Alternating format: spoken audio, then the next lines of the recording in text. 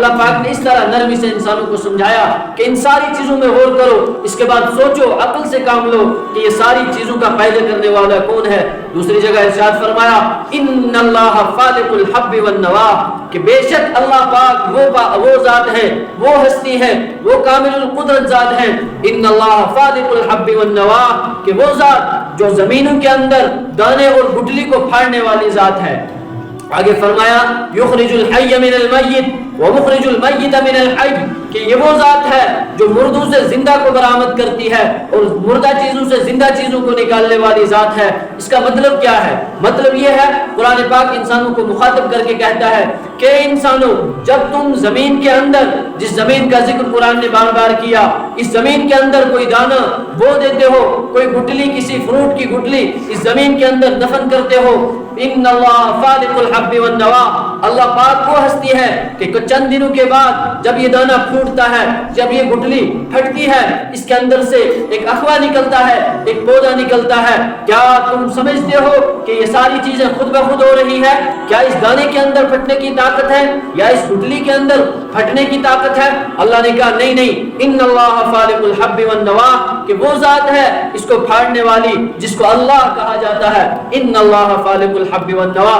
پھر کیا آگے مفسرین نے اس کی تفسیر لکھی کہ اس کے بعد دیکھو کہ اس کے اندر سے ایک معمولی سا دھاگے کی طرح، ریشم کے دھاگے کی طرح ایک گھاس کا ایک تنکا نکلتا ہے۔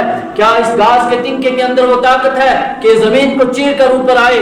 اس کے اندر وہ طاقت نہیں ہے، اس کے اندر وہ شعور نہیں ہے، نہ زمین کے اندر وہ پھٹنے کی طاقت ہے، بلکہ ایک مخفی ہاتھ، ایک چھپا ہوا ہاتھ زمین کے اندر اس دانے کو پھاڑ دیتا ہے، پھر زمین کے سینے کو چیر دیتا ہے، زمین کے سینے سے یہ دھاگا، یہ گھاس کا اخوا ابلتا ہوا اوپر کو نمودار ہوتا ہے۔ اس کو کہا ان اللہ فالق الحب والنوا، کہ یہ وہ ذات، اللہ کی ذات وہ ذات ہے جو دانے اور گٹلی کو پھاڑنے والی ذات ہے۔